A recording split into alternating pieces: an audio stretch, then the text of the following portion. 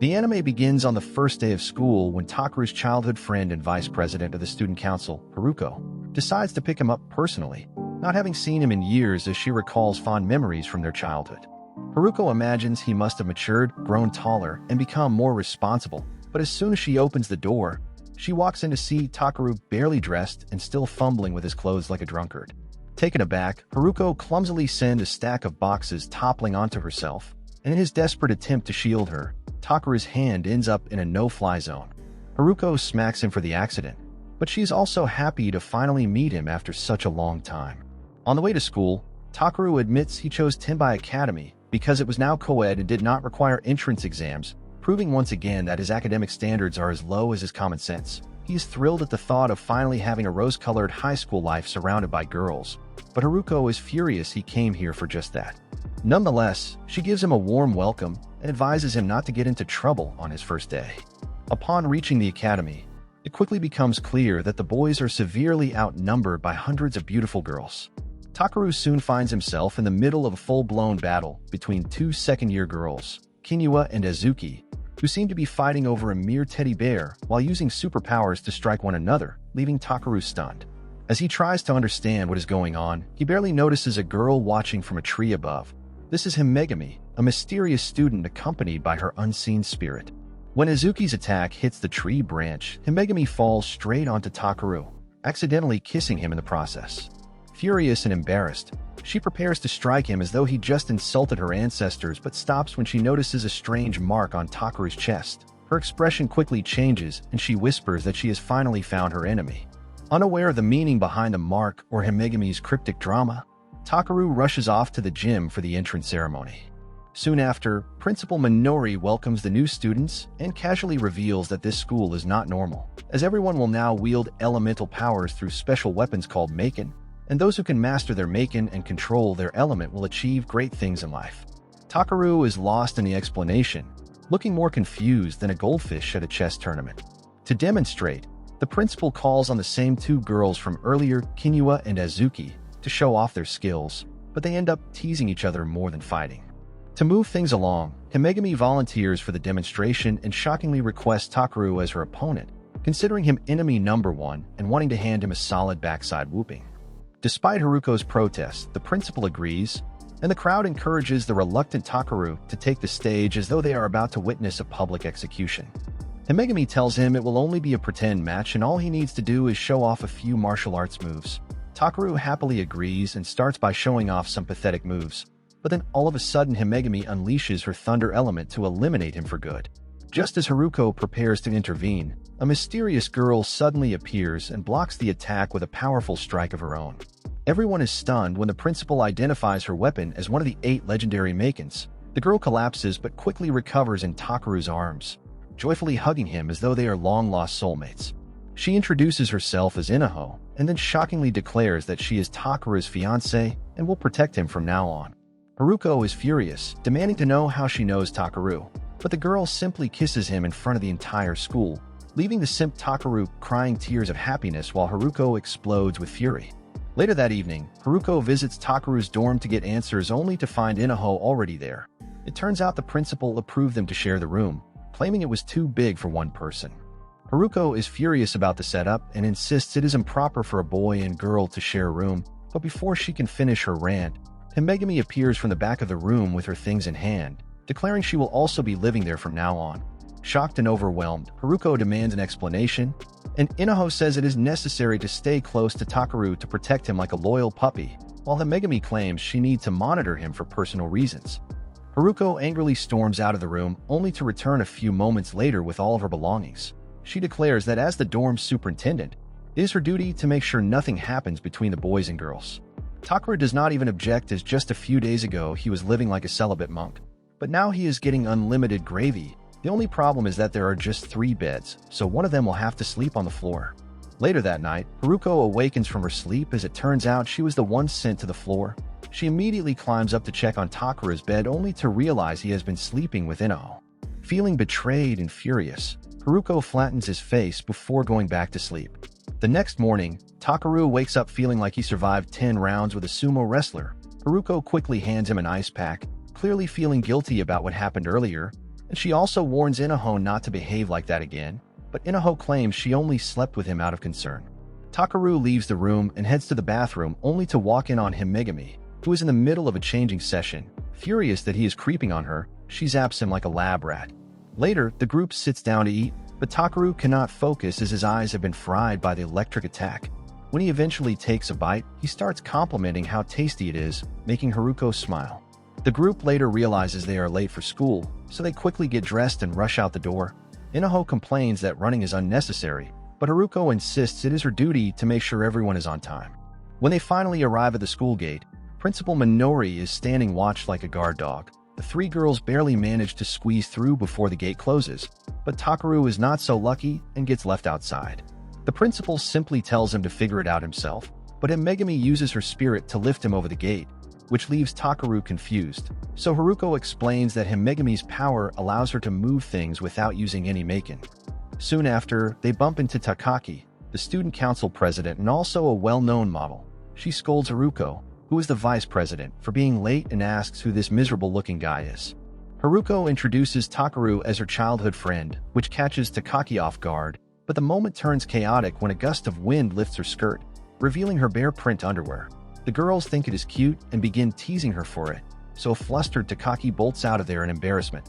Inside the classroom, the teacher greets the students and rumors immediately begin flying about Takaru, especially about Inaho possibly being his fiancée.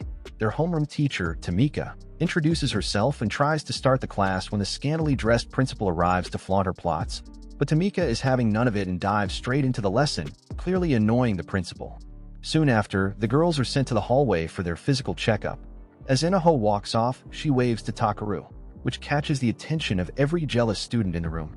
Unable to resist temptation, Takaru and another student fake stomach aches to escape to the bathroom, their real destination being the tree behind the infirmary, the perfect vantage point to spy on the girls' medical checkup. The two climb up only to find they had the same dumb plan, but just as they start rating the girls' figures, Himegami appears above them like a silent ninja. She kicks them both out of the tree, telling them to stop creeping and maybe try proving their worth in other ways. After the boys apologize and run away, Himegami's spirit asks her why she did not punish Takaru any further. She responds that the rage she felt during her first meeting with Takaru is strangely gone now, almost as though he is not worth the emotional energy. Later, during the boys' checkup, Takaru finds himself distracted by how good-looking the nurse Aki is, but things get weird when the machine checking for maken compatibility, called Corono, cannot find any match for him. The doctor is stunned as this is extremely rare and only happens once in a blue moon. She forces his hand inside the machine and thrusts it forcefully, causing her plots to bounce against him. Later, Haruko reaches the principal's office and is also shocked when she hears the results, questioning if Takaru is really that worthless to not have any maken at all. A flashback shows Inaho and Takaru sitting on a bench talking about how he plans to survive an entire month without any maken since all the students have to join a club. Inaho promises to protect him and join whatever club he picks. Takaru then asks why she claimed to be his fiancée, but the question offends Inaho, and she says the reason is tied to a memory he has not discovered yet. Back in the present, the creator of the machine, Jin, and the doctor discuss the test again. It turns out Takaru is not the only one without a detectable maken, as 3 others also have this issue. One of them is Inaho, but since she already has a maken, her case is different. When Takaru asks why maken matters so much, Principal Minori explains that students rely on them not only for combat but for everyday school life, and without one, Takaru is as defenseless as a piñata at a kid's birthday party. Haruko then brings up the battle system at the school, but Inaho assures him that fights only happen when both parties agree. Takaru admits he does not want to fight girls, but Minori warns that some of them are stronger than they look, which makes Takaru question if the school is even safe, and Haruko reminds him that he enrolled without much research, though Inaho nonetheless vows to protect him like a loyal bodyguard. Later that day, Principal Minori and Jin have a private conversation about Takaru. They realize that he is the sensei's son as he looks and acts a lot like him, and they also wonder if his powers might be linked to a legendary sealed maken named Yamada no Orochi. Takaru eventually asks Haruko to show him and Inaho around the school to help them pick a club. As they explore, he sees just how heavily these clubs rely on maken, with students pulling off wild moves like jumping from tall places and using extreme power, frightening the life out of Takaru. At one point, a volleyball almost nails him, but Inaho steps in like a bodyguard and swats it away. Takaru checks out all the options and finally decides he wants to join the photography club, which instantly raises Haruko's suspicions, as the idea of Takaru and Inaho in a photo club sounds less like a school activity and more like a girl trap. She starts having wild imaginations of the two clicking explicit pictures, so she grabs Takaru by the collar and orders him to join the making club instead. Later, Haruko is out on a sweaty jog thinking about the chat she had with Takaru the day before. He asked what the making club was, and she explained it is basically Tenbai Academy's version of a campus patrol where she is the big boss and Himegami is on the team. Inaho overhears and says she will join too if Takaru does, as she cannot live without him. After finishing her run, Haruko gets home and heads to the shower, wondering if Takaru will agree to join the club.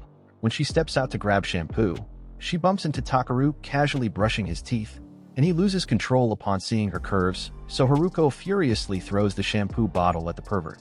At school later, Inaho checks on Takaru, who brushes off the shampoo incident as though it is his daily bread and butter. Takaru wants to know more about the making club before deciding if he will join, so Haruko breaks it down. The making club is the disciplinary team that keeps the peace and makes sure school life does not get too crazy, especially now that both boys and girls are merged together. While they are talking, a first-year guy named Kingo pops out of nowhere, saying he understands everything Haruko explained and introduces himself with a handshake. Takaru immediately recognizes him as the creep who is spying on the girls with him. He assumes Kingo is about to do something shady to Haruko and tries to push him away, but ends up grabbing her plots instead. This act does not go unnoticed, so another girl named Yuruchi punches Takaru and threatens to teach him a lesson, but Haruko clears things up, saying it was just a mistake. Himegami, meanwhile, is chilling on a tree when she overhears talk about a fight going down in the schoolyard. She heads over and learns Azuki is facing off against a macho guy named Kai, who is obsessed with her. He says that once he beats the life out of her, she has to be his wife, while Azuki wants him to stop bugging her if she wins. The fight soon begins with Himegami acting as referee, but Azuki refuses to use her Maken, saying she can win without it. Kai throws some punches, but Azuki dodges most of them and lands a powerful kick, though her moves do not faze Kai's tough body much, and he punches back so hard that it tears half of Azuki's clothes, almost revealing her curves. Watching the fight makes Takaru nervous because Azuki looks like she is struggling without her Maken, but Haruko reassures him that she is tougher than she seems.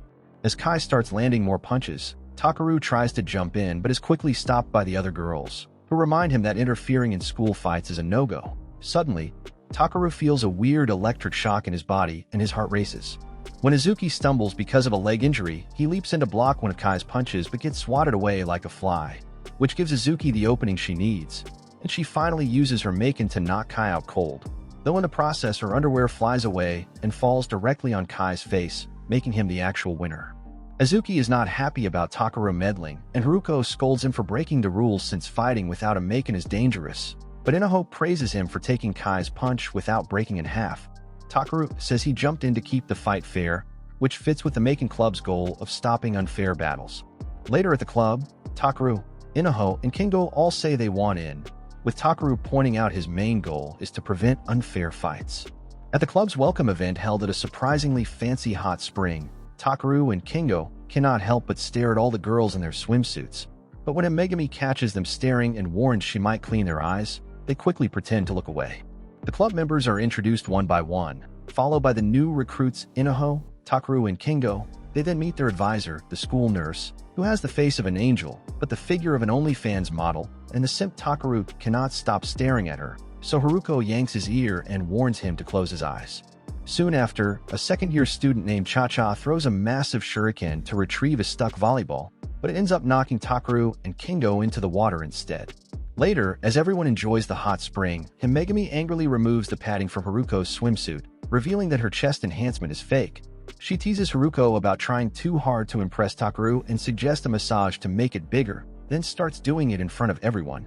And another girl named Kimi also starts massaging the teacher's massive plots. The sight almost makes the boys explode in excitement, but then a bear suddenly shows up from the mountain and scares everyone. The group debates whether to catch or knock out the bear, but Cha-Cha suggests scaring it away without harm. Using a wooden plank as a weapon, the bear goes straight after the simps, but Himegami and Azuki toss them into the air to safety while the teacher catches them using her airbags. The bear keeps coming back, so Cha-Cha uses her Maken to extend the stick like a seesaw, tripping the bear, and Kimi then creates a giant balloon with her Maken, cushioning the bear's fall. After successfully scaring the bear off without hurting it, the group celebrates, and the president officially welcomes the newcomers to the club. The next day, training begins and the boys are made to run several rounds around the campus. They obviously fail to keep up, so Cha-Cha appears from behind and hurls a shuriken at them, forcing them to bolt as though they have just seen their ex-girlfriends. Later in class, the club president, Takaki, explains that a Makin is essentially a weapon but with unique individual limits, and that most of the ones in use are just replicas. While everyone else listens politely, Takaru and Kingo have already dozed off mid-lesson. Takaki launches 2 pins directly at their heads and warns them that continued laziness might get them kicked out of the club entirely. As punishment, she demands they run another 50 laps around the school. To help the boys regain focus, Himegami later leads the group through a meditation session, explaining that mental training is just as important, especially for creeps like Takaru and Kingo, whose thoughts often wander into not-so-pure territory. She instructs everyone to clear their minds and remain calm. At first, both boys manage surprisingly well, with Takaru mentioning that for once his brain isn't full of nonsense while Kingo tries hard to look serious and impress Himegami. But just as they start doing well, the human airbag Aki walks in and casually says that to truly meditate, they must embrace what's in their hearts. This tiny bit of encouragement is all it takes to destroy everything, as Takaru and Kingo immediately start envisioning themselves on top of Aki, so Himegami zaps both of them as punishment. That night, Takaru is lying flat on the ground. Haruko calls him a weak loser and says he used to be much tougher in the past, but Takaru insists every part of his body hurts. Inaho kindly offers to massage him, and as she starts rubbing his legs, the creep Takaru says it feels amazing. She then climbs on top of him and starts rubbing his shoulders, making him praise her even more, which enrages Haruko so much that she also decides to massage Takaru but with more aggression than care. Takaru gasps in pain but is forced to declare that Haruko's massage is even better. Meanwhile, Himegami silently observes them from afar and notes that she can't sense any power from Takaru, making her more suspicious about who he really is and whether he could be a threat. Out of nowhere, Himegami enters the room and grabs one of Takaru's legs, declaring that she learned the best massage technique and telling him that since tomorrow is the weekend, he has to come with her. When Takaru hesitates, she presses harder on his leg until he nervously agrees. The next day, Takaru is waiting for Himegami, wondering why she even invited him out while Haruko, Inaho, and Kingo are behind the bushes trying to figure out what's really going on. Himegami eventually shows up in an elegant dress, and Takaru can't take his eyes off of her. He quickly blurts out that she looks great, but she reveals that she has only invited him to carry her shopping bags like her personal mule. Inside the mall, Himegami drags him into store after store, and the poor guy is made to carry a mountain of bags. When he asks if they're almost done, she calls him an incompetent man for already being exhausted after carrying only a few bags.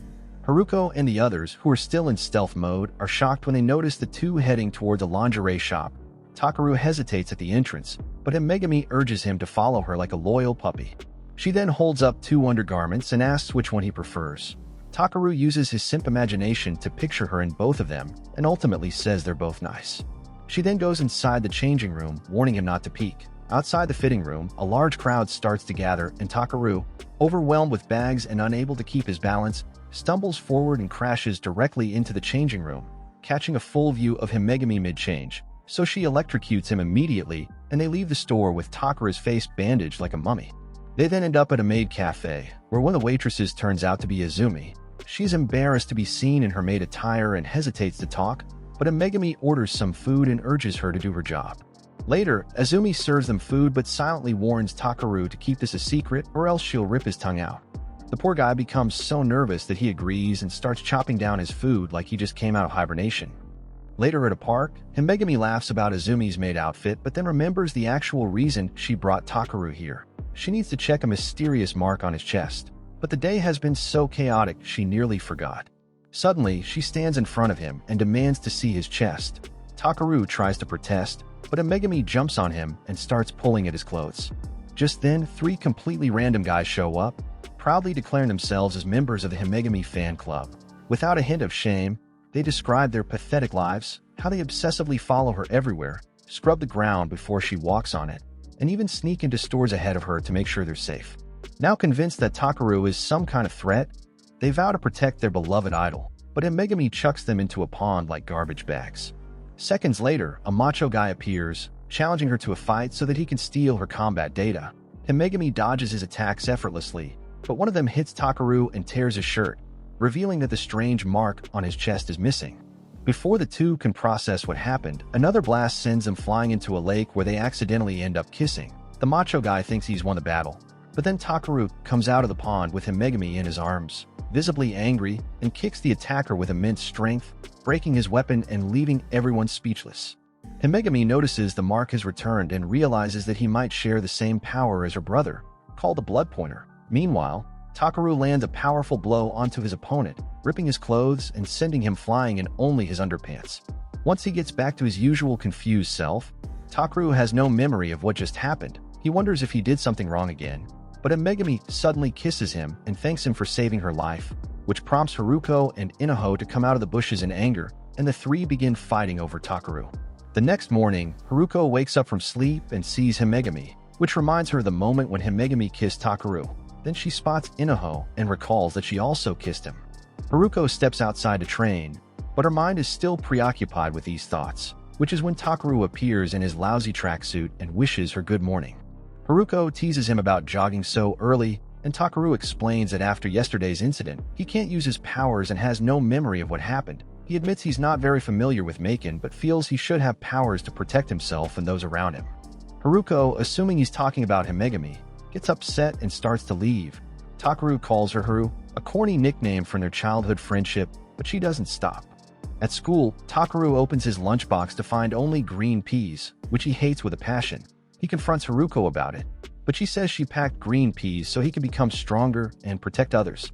Takaru complains it's too much, so a furious Haruko tells him to make his own lunch if he doesn't like it. As she walks away, Takaru tries to stop her, but ends up slipping and pulling her skirt down in front of everyone. He insists it was an accident, but Yoruchi suddenly arrives and punches him, calling him a freak. Poor Takaru grabs his broken jaw and tells Haruko he didn't mean to do it, but she storms out of the room. Later, Haruko sits with her lunchbox, regretting her harsh words. Takaru, meanwhile, is on the rooftop wondering if he's actually a freak who can't control his erotic thoughts. He soon notices a massive student challenging Cha-Cha to an arm wrestling match, but she ends up not just winning but breaking the table too. Yoruchi then joins Takaru and explains that students challenge each other for club budgets. If they lose, they must accept their allocated budget without further argument. She adds that all club members are meeting except for her and Takaru, as it's tough for new students to participate in budget negotiations. Nonetheless, they force themselves into the meeting like uninvited guests to a wedding. Takaki talks about strange incidents at school where students were injured and lost their memories. They suspect it's not battle-related and order Takaru and Yoruchi to gather information while staying in contact. Outside, Yoruchi bluntly tells Takaru she hates him, noting they're in different clubs but they must work together for this mission. When Takaru tries to shake her hand, she slaps it away, telling him not to call her by her first name. At the manga club, Haruko and Kim are trying their best to reduce the club's budget, but Kingo passionately defends manga, saying it's not just Japan's but the world's culture, ultimately convincing Haruko to keep their budget unchanged. Meanwhile, Yoruchi is doing some research using the student handbook, but Takaru's stomach growls loudly like a tiger, annoying her. She gives him sandwiches and he thanks her, calling her kind. However, Yoruchi shows her hatred toward him by wiping her hands rudely after handing him the food. She then recalls meeting Haruko, who helped her with her food spilled and protected her from mean boys, forming a close bond. And when Yoruchi joined the Tenbai Academy, she immediately joined the Kinba Club to be with Haruko. Takaru suddenly chokes on his food and asks for juice, but a furious Yoruchi gives him a spinning kick and tells him to get water. Later, while Takaru gulps down water like a thirsty gazelle, a girl approaches asking if he's from the Maken Club and wants to talk about the culprits behind the student injuries. Takaru introduces himself by his full name, but as soon as he does so, the girl uses her Maken power, trapping him in spiderweb-like threads. Takaru tries his best to break free, but can't move an inch. Just then, Yoruchi shows up and attacks her, accusing her of injuring students, but the girl dodges effortlessly. Yoruchi's power grows stronger with each elemental use, and Takaru is genuinely impressed. He tries to cheer her on, but stupidly blurts out her full name, giving the girl the chance to cast her spell and trap Yoruchi as well. The girl then reveals that she's targeting the higher members of the Maken Club so she can become popular. Takaru tries calling for help, but Yoruchi stops him, insisting they handle it themselves. He then resorts to Plan B and throws his phone at the girl, hoping it will finish her off, but she shockingly manages to break it in half. Just when the girl prepares her Maken for another strike, Haruko shows up like a final boss. She's immediately trapped in a similar web but doesn't worry too much about it. Haruko asks the girl why she's doing this, and the latter explains that she wants to fight the top dogs, who ignored her battle requests, so she orchestrated this to lure them. Furious, Haruko goes full beast mode and brings out her Maken for the first time. She forges a giant sword and destroys the girl's elemental attacks in one go. The girl still doesn't back down and challenges Haruko to a sword fight, but Haruko says her sword only activates against strong opponents, not against a weakling like her. She then easily breaks the girl's Maken key and knocks her lights out with a powerful strike. Once freed from the web, Yuruchi hugs Haruko and apologizes for not getting the job done. Takaru also asks for forgiveness for his earlier words and apologizes to Yuruchi for not helping, but she says he followed her orders, so it's fine. Takaru praises Haruko's fight and says he wants to learn from her on how to control his Maken. He then runs towards her in excitement but slips on a phone and lands straight on top of Haruko, kissing her accidentally. 8 years ago, Inaho is training alone in the pouring rain while Takaru watches on like a creep from nearby. He casually warns her that she might catch a cold, but she shrugs it off, saying it doesn't bother her. In the present, Inaho thinks about those moments, remembering how she first met Takaru during the rainy season. While walking with Takaru to class, she brings up the rainy day and asks if he remembers it, but he doesn't, which makes her upset. Inaho then walks off without saying much, and Takaru wonders why in God's name she's acting like this. Inside the gym, Principal Minori begins a lesson with a crystal containing a swirling dark fog, which represents their elemental energy. She tells the students that while removing the fog is easy, controlling it is much harder, and their task is to focus and gather the fog in the center of the crystal. Takaru manages to do it quite easily, which impresses Minori, and she starts ringing him up. Yuruchi also joins in and says Haruko would probably be able to control the fog in one try, and Takaru agrees, noting how strong her hands are. Kengo changes the subject and asks about the recent attack on students. Takaru explains that the attacker couldn't remember anything afterward, as if a third party had erased her memory, just like the victims. Minori overhears them chatting and scolds them for ruining the peace of her class. She challenges Takaru, asking if he wants her to demonstrate what real elemental control looks like, suggesting it's even more valuable than Maken. The coward doesn't want any trouble, but Minori decides to do it anyway and calls on Kai to spar with her. The macho giant confidently boasts his steel ability, which makes his body as rigid as a construction rod, but Minori mocks him for talking too much. She then shows off her elemental control and tells the class this is the kind of strength they should aim for with or without Maken. In a flash, she punches Kai so hard he is flung out of the room like a baseball home run, but seconds later, he returns without any injuries and all the impressed girls surround his sweaty body. Later, Haruko asks Takaru for a favor since she's busy with student council duties. She gives him a list and some money and asks him to go shopping for dinner supplies. As Takaru sets off, another flashback plays showing young Inaho playing on a swing with Hikaru nearby as always. She jumps off in a rather unconventional fashion to show off, and Takaru is impressed by her ability to jump as if it's a big deal and congratulates her. In the present, Inaho still remembers that moment like it was yesterday. When Takaru arrives and mentions Haruko sent him to shop, he invites Inaho to tag along. They then shop together, picking up all sorts of snacks as if they're preparing for another pandemic. As they walk back, Takaru thanks her for helping and says it was a good decision to bring her, but she gets emotional and remembers their first meeting where he introduced himself as Takaru and she told him her name. Suddenly, Takaru stops walking and admits he was holding something back before they started shopping. He says he can't take it anymore and wants to do it right now. Inaho gets excited, believing he's about to confess something romantic, but the pathetic loser simply hands her the bags and bolts off to relieve himself in the bushes. The two later sit together on a bench as it continues to rain. Inaho mentions that the rain reminds her of something important tied to him, hinting at a promise from long ago, but the buffoon Takaru still doesn't get it. Even after she tries dropping clues about their first meeting, she grows frustrated and decides not to tell him anymore, saying it's pointless if only she remembers it. Seeing her almost crying, Takaru promises to try and remember and offers to walk her home as the rain is getting worse, but she insists on staying alone, so he reluctantly walks away. Now alone, Inaho wishes Takaru could remember the promise that meant so much to her. She then leaves her umbrella and begins walking towards a hill in the pouring rain. Kengo happens to pass by and spots her, but they don't interact. Back at school, Haruko gives Takaru a good old-fashioned scolding for leaving Inaho by herself. Even Himegami tells him to man up and look after his friends, so Takaru sets out to find her. He runs into Kengo and learns that Inaho was heading towards a hill with tears in her eyes. Kengo assumes that Takaru did something to hurt her, so he punches the loser hard in the face. He swings his hand again, but Takaru pushes him aside and rushes off to find Inaho. After the scuffle, Himegami picks up Kengo's parcel, which he had dropped, and commends him for finally becoming a man. But as soon as the parcel rips open and reveals a cultured comic, Himegami loses it and beats him up to a pulp. Meanwhile, Takaru follows the path Kengo described, thinking about Inaho's words and the promise he forgot. He quietly apologizes for forgetting something so important and keeps running toward the hill. Up there, Inaho picks up a stray cat and tries to keep it warm in the cold rain. But as soon as she hears Takaru calling out, the cat freaks out and runs away. A massive rock comes rolling down the hill and is about to crush it, but Takaru shows up and uses his elemental power to save the cat. More rocks begin to tumble down, but this time Inaho appears and smashes them like they're ceramic plates.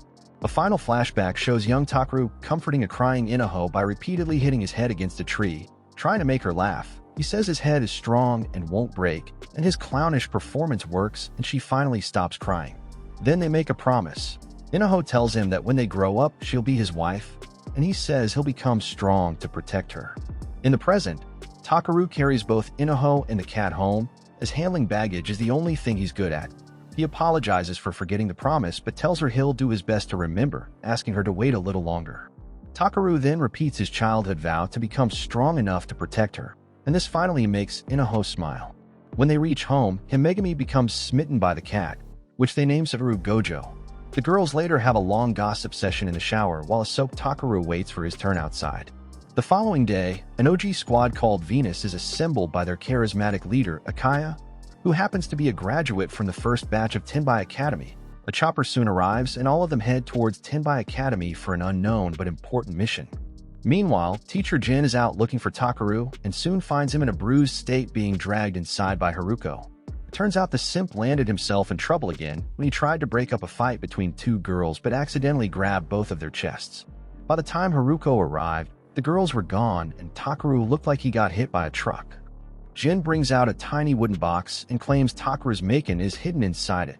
But before they can discuss further, a loud helicopter noise interrupts everything. Jin realizes who has arrived and immediately runs off, leaving the others confused. After the chopper lands on school grounds, the Venus team, led by Akaya, heads straight to the principal's office. Thinking he is the main character, Akaya starts complimenting Minori on how beautiful she has become, but she slams the door in his face and demands to know what he wants. Akaya starts off by explaining that these girls are exchange students from the Venus team, then reveals that his clan, Kamigari, suspects someone at Tenbai is trying to revive Yamada no Orochi, an ancient figure. Minori laughs it off as though it is just a myth, but Akaya is serious, explaining that Kamigari is basically a secret group that uses Maken and elemental powers to keep the country stable, and they are not taking this lightly.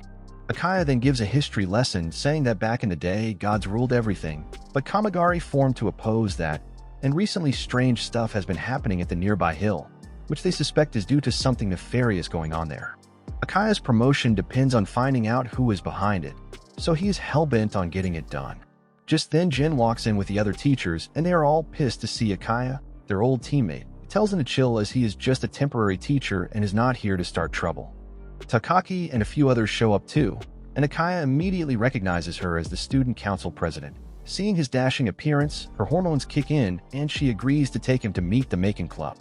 Once everyone is gathered, Minori reveals that Akaya is one of the original Maken key members, and that his current group, called Venus, will be at Tenbai Academy to find out who the rat is. Then the introductions begin. The first two members of the Venus group are twins, Riru and Eraru, next to the scary-looking woman named Demitra, and then pop idol Celia, who has the biggest plots in the room. Finally, there is Yang, who does not even think introductions are necessary and says they should just start with their investigation. Demitra brags that Venus only takes on dangerous missions, the kind that Maken Club would not survive, and Yang agrees, saying most people cannot even comprehend what a real fight looks like. This riles up Azuki, and she gets ready to fight as usual, but Yuka steps in and suggests settling it with a sports match instead. Out on the playground, Yuka explains the rules for speed volleyball. It is 3 versus 3, and the first team to reach 15 points wins, with Aki and her massive airbags officiating to make it fair.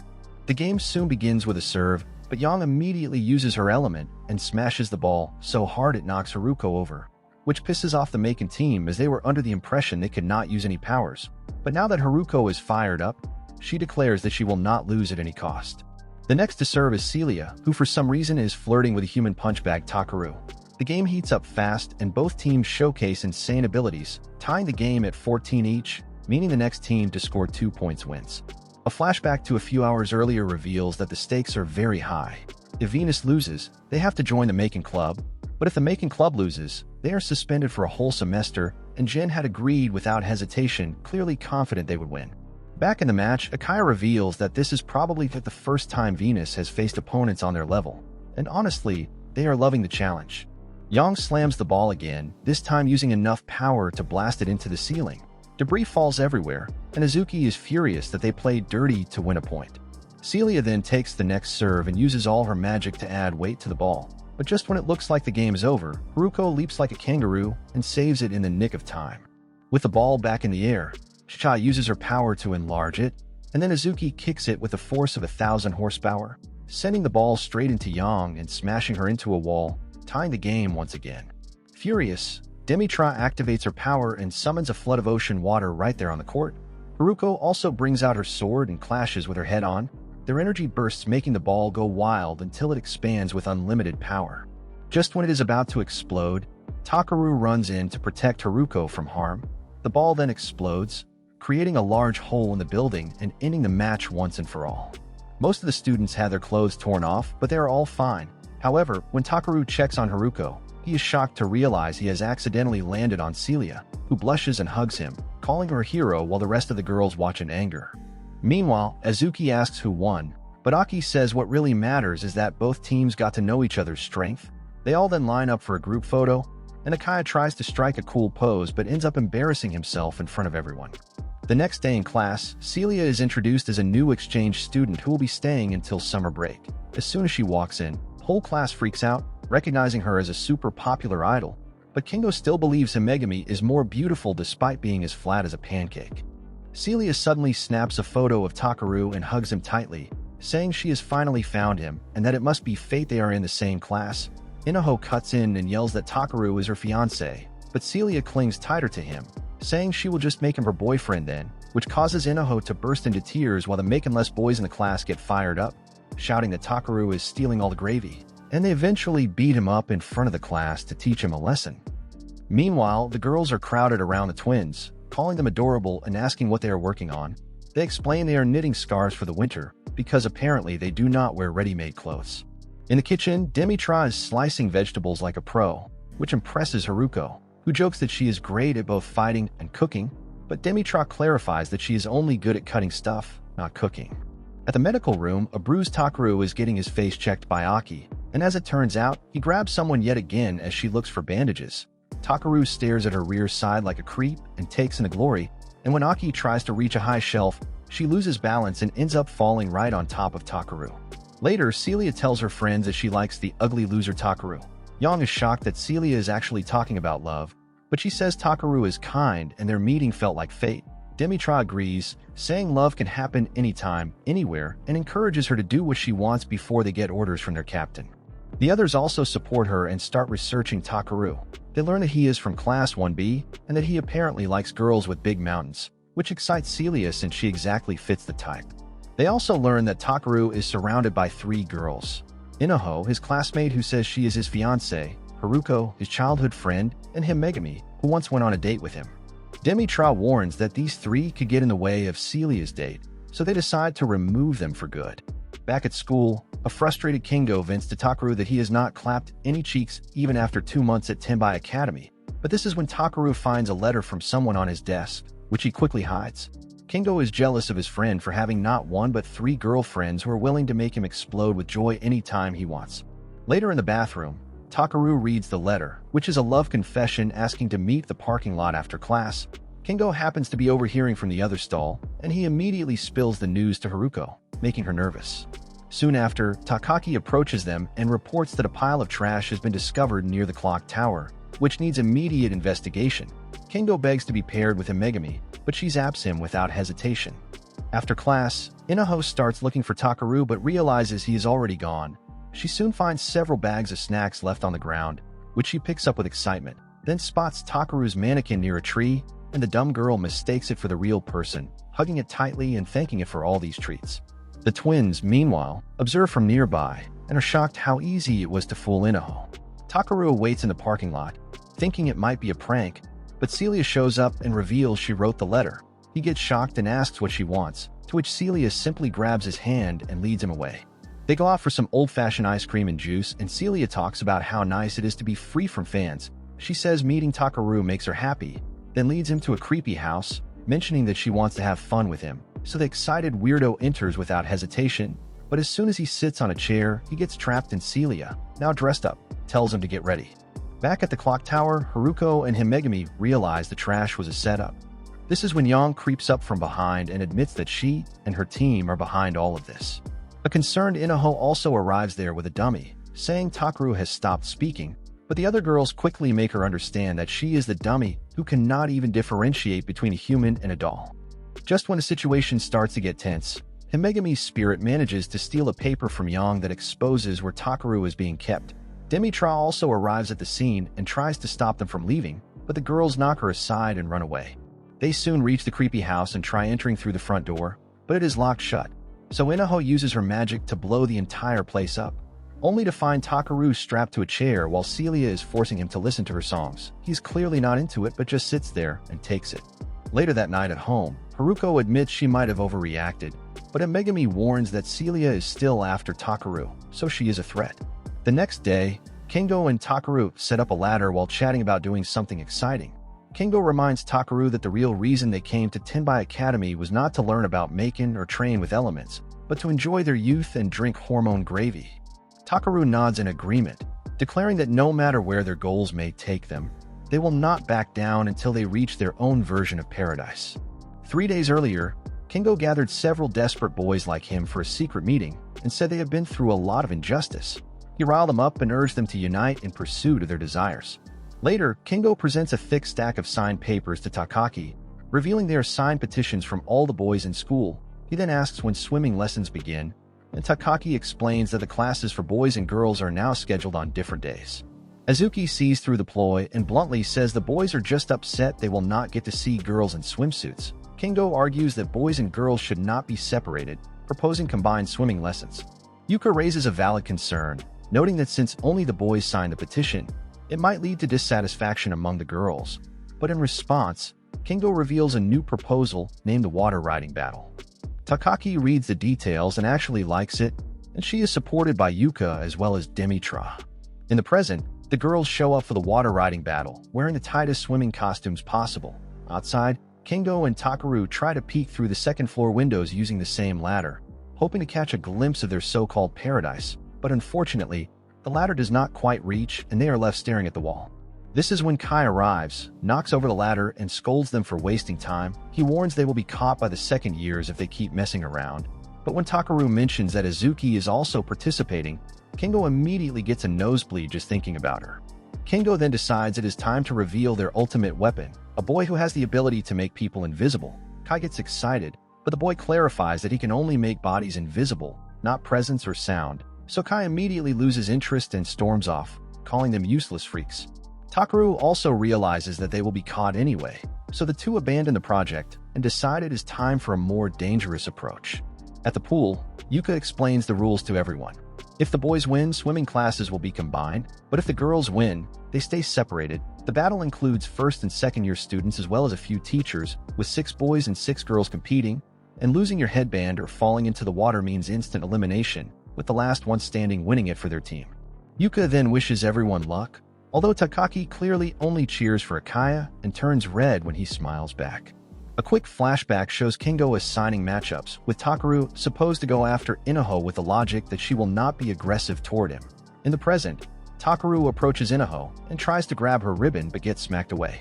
Takaru realizes Kengo's genius plan has already failed, so he resorts to the backup strategy, whispering something that makes Inaho blush and lose focus, giving him the perfect chance to snatch her ribbon.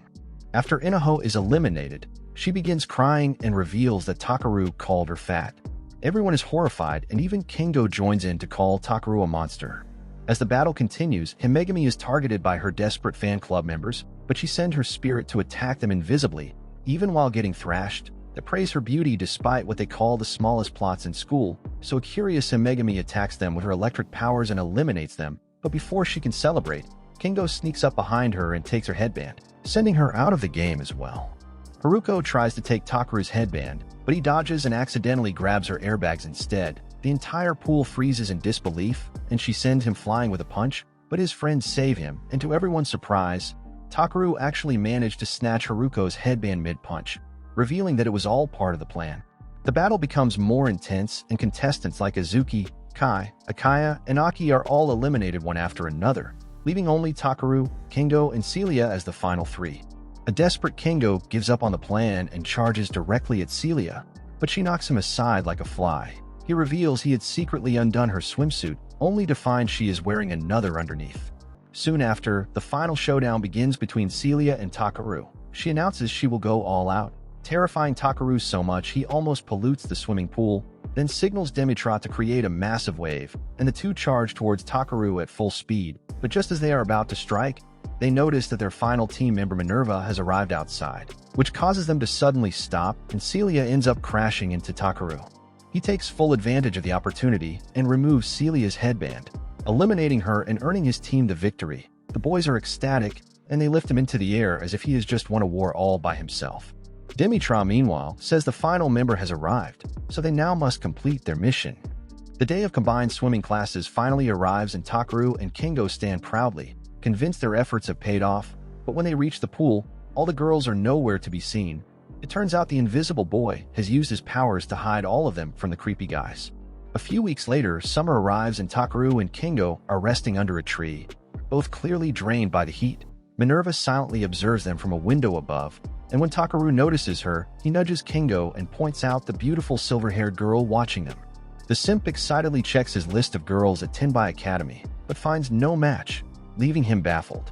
Meanwhile, Himegami, Haruko, and Inaho are licking some ice creams to take a breather from the scorching heat. Haruko is reminded of a fond childhood memory when she used to share ice cream with Takeru, but their moment is interrupted when Takaki arrives to inform them that a new Venus member has enrolled at Tenbai. She asks Haruko to welcome the newcomer, but before anyone can respond, the girl herself appears, introducing herself as Minerva. Everyone is shocked by how quickly she reached them, and they confirm that she is indeed the final member of Venus. She politely greets the Macon members, then unexpectedly jumps from the window. Haruko panics, but Minerva safely lands using teleportation, impressing the girls who call her cool. Takeru and Kingo, on the other hand, are still searching the campus for the silver-haired girl, but fail to find her. Suddenly, they hear an argument nearby. A proud and overbearing girl is picking a fight with a fellow student, clearly provoking him on purpose. She briefly uses her Macon to give the boy a sharp headache and demand an apology, but he refuses and challenges her to a proper battle, asking Takeru to serve as referee. Takeru reluctantly agrees, but he sends Kingo to fetch the Macon Club while he manages the situation. The fight soon begins with the boy pulling the girl toward him and forming a barrier. She counters by turning into smoke and vanishing, then summons a doll that looks like the boy, which freezes him on the spot, shocking Takeru. The girl's older brother then appears and casually explains her ability. She can create and control dolls of the people who are within her Macon space. She then ruthlessly breaks the doll's arm, causing the boy's arm to snap as well. Just as she targets his other arm, Takeru intervenes, saying she has already won. But the annoyed girl creates a doll of Takeru and forces him to bow. He uses every ounce of strength inside his body to push forward, which shocks the girl, but then she squeezes him like a lemon and knocks him out. When Takeru awakens, he finds Minerva standing before him, having destroyed the doll. The girl demands to know who she is, but the Aura Queen Minerva calmly says the fight is over. The girl scoffs, mentioning her grandfather, the Kamigari chief, and tries to assert authority, but Akaya suddenly appears, reprimanding her for going too far. She brushes it off as a prank and tells Akaya to focus on his tasks, hinting at her connection with Venus. She then leaves after threatening to report them to her grandfather. Back at the student council office, Takaki scolds Takeru for flunking the element exam, which is essential for using a Macon, noting it's the first time a Macon and key member has failed this test, meaning he's the Academy's biggest loser ever. Later, a worried Takeru shares with his friends that if he fails the next exam, he'll be kicked out of the club. Kingo tries to lighten the mood, but Inaho becomes emotional, insisting she wants to stay with Takeru forever. Just then, Minerva arrives and asks if something is wrong. Kingo realizes she's the silver-haired girl he saw earlier and is frustrated that Takeru has already met her. They explain Takeru's situation, and Inaho notes that the next exam is after school tomorrow. Himegami warns that learning to control elements in one day is nearly impossible, but Minerva suggests they do a training camp to help him. At Takeru's house, Kingo freaks out upon learning that he lives with Inaho, Haruko, and Himegami. Minerva jokingly compares the setup to a harem where 3 beautiful girls are chasing a loser boy. The girls then begin to cook food and gossip, while the boys head outside to practice. Takeru tries his best to channel his element and hit a bottle, but keeps failing. Kingo turns into a motivational speaker and urges him to dig down deep if he wants to chase his ideal future. Upon hearing this, Takeru finally focuses and creates energy in his hand, successfully hitting the bottle, his element also leaving a mark on the tree, which is the same one he occasionally gets on his chest. Himegami, meanwhile, is on her way to call the boys when she notices a spike in elemental energy. She realizes someone's been creeping on her. It turns out to be none other than Minerva. The 2 girls come face to face, and Minerva says she's impressed by Himegami's spirits, meaning she's able to see them. Elsewhere, the other Venus members question Akaya for letting Minerva act alone. He explains that Himegami holds secrets connected to Kamigari, and that Minerva's mission must continue. Back at the training ground, Himegami releases her power and asks if Minerva has seen her true form. Minerva reveals that Venus has orders to bring her to Kamigari before her existence disrupts dimensional balance. Himegami's spirits assert they'll never let that happen and launch an attack, but Minerva easily thwarts them. A furious Himegami then challenges her to a fight, but Minerva declines, saying she doesn't want violence. She then mentions that she noticed a boy with similar spiritual waves, clearly referring to Takeru. Himegami realizes this and asks if Minerva plans to take him, and she admits it's possible. The next evening, Takeru passes the element exam by knocking the bottle down, meaning he won't be kicked out of the club just yet. A few days later, Teacher Jen hands Takeru his official Maken, explaining that he designed it specifically for dweebs like Takeru, who refuses to fight girls. Minori explains that Takeru's new weapon activates only in response to an opponent's Maken, as it has the ability to hijack their power. Later, while walking outside, Takeru reflects on yesterday's fight and tries to prepare himself for that possibility. At the Maken Club, Takaki calls for a meeting and announces that for the upcoming summer training camp, everyone will have to chip in with some money because they have depleted all of their budget on useless snacks. The group is devastated as they have no way of earning money whatsoever. On the way back to class, they spot Minori posting some flyers about a vacancy at the maid cafe. Takeru and Himegami recognize it as the same one they had visited during their date, and the entire group decides to work there to raise money. Later, as Azumi is on her way to her part-time job, she is stunned to see the cafe surrounded by a massive crowd. Inside, all the members of the Maken Club are working in their ultra-seductive costumes, which naturally draws out a large number of simps. Azumi storms into the manager's office and demands to know what's going on. The manager, who has muscles larger than her career goals, explains that the girls were so effective she had to hire them all. With more customers arriving, she urges Azumi to change into uniform and begin serving. Soon after, Takeru and Kingo also walk in, and Azumi immediately grabs Takeru, accusing him of colluding with the manager, but he awkwardly says that this was the only way to make quick money. Meanwhile, Haruko seems to be doing a splendid job charming the customers with her appearance, but she's also nervous and ends up spilling coffee and dropping a food tray. Though Haruko makes a complete mockery of herself, the customers think it's cute and don't mind at all. Annoyed by the chaos, Azumi hears a noise and rushes into the kitchen, only to find Cha-Cha and Kim building a ridiculous mountain of ice cream. Back in the dining area, Takeru is shocked to see his teachers walk in. Jen explains that they often come here, and the manager of the store is actually their close friend.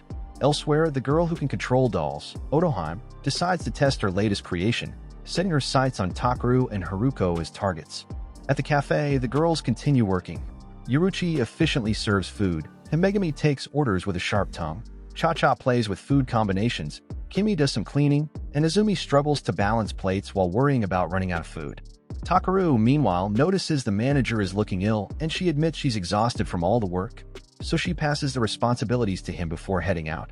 As the orders start piling up, Inaho accidentally bumps into a customer, causing her to panic, but Takeru shows up and apologizes to the customer before gently helping Inaho up. She is touched by his kindness and thanks him, while Haruko watches from afar with jealousy. Things go from bad to worse when Cha-Cha jokingly lifts Haruko's shirt to tease Takeru. She thought Haruko was wearing something beneath but ends up exposing her in front of all the customers. Cha-Cha immediately apologizes for her mistake, but embarrassed Haruko runs away with tears in her eyes. When she doesn't return for a while, Takeru sets out to find her. Haruko, meanwhile, sits alone, reminiscing about similar moments when Takaru saw her in awkward situations as a child. Though it used to be funny, she now finds herself wondering if she's jealous after seeing him comfort Inaho. Suddenly, a robot-like man under Otoheim's control attacks her with several rounds of bullets. Haruko manages to evade the shots and tries to retaliate, but the robot easily disintegrates her Maken. He then jumps towards her to land a crushing blow, but Takaru shows up just in time and holds the robot. Otoheim is watching all of this go down from her tiny room, and she's excited to see Takaru's real powers. At the mall, Haruko says that the robot can replicate Maken and is incredibly powerful. It then grabs Takaru's leg and attempts to break it as if it's a baton. Takaru considers using Jin's Maken but remembers it only works against active Makens. Knowing it won't be effective and unwilling to risk it, he backs off and is soon thrown to the ground. The robot then advances towards them, but Izumi suddenly arrives and kicks him straight in the temple, knocking him out. The teachers soon arrive and remove the robot's mask to shockingly learn that it's actually the cafe manager. Regaining consciousness, she asks if she lost control again, but Minori assures her that no one was harmed. A confused Takaru asks what's going on.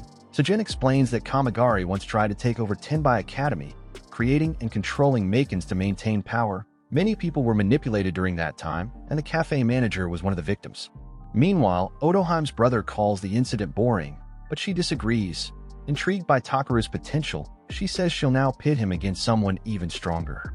Soon after, her sister Kikyo arrives, and it is revealed that their grandfather is none other than the head of Kamigari. The sisters are now hellbent on destroying Takaru and the entire Tenbai Academy for good. A flashback is then shown where a young Haruko spots a child drowning in a river. She desperately wants to help but can't swim, so all she can do is panic and scream. Just then, Takaru shows up and dives in despite the fact that he can't swim either. On his way down, he hits a branch, breaks it off midair like some action hero, and uses it to save the child. In the present, Haruko remembers this moment clearly, thinking it was then she realized she needed to change and become strong like Takaru. But as she's lost in thoughts, someone follows her and abducts her. At the Maken Club, Himegami tells Takaru that Haruko left early for her student council duties but never arrived at school. Takaru knows she's not the type to ditch, so he immediately starts looking for her. Elsewhere, Otoheim has made a creepy little doll replica of Haruko and is preparing to use it for control. While Takaru searches, Inaho finds him and decides now is the perfect time to glue a protection charm to his tie. She refers to the chaos from the day before where Takaru and Haruko had nearly been caught in danger and tells him to be careful from now on. As Takaru continues up the stairs, he's suddenly confronted by a girl who says Haruko is with him and that he needs to come alone to the top of the nearby mountain. A worried Takaru demands answers, but the girl only says she's Kikyo and faints like a dramatic lead in a soap opera. When Takaru reaches the summit, he finds Kikyo waiting for him, eager to test his power. Then, a robotic bird shows up and projects Otoheim's hologram. She's still bitter about how Takaru and his friends interrupted in the past, and reveals that she now has Haruko in her captivity. Next, Kikyo steps in and explains that Kamigari only values the strong and sees everyone else as slaves. Takaru says he doesn't want to fight, but she launches him across the field with a swift kick, declaring that anyone unwilling to fight can't protect their loved ones. Meanwhile, Haruko demands answers from Otoheim, who explains her goal is to awaken Takaru's hidden power by triggering the same fear and rage he felt when he failed to protect his mother in the past.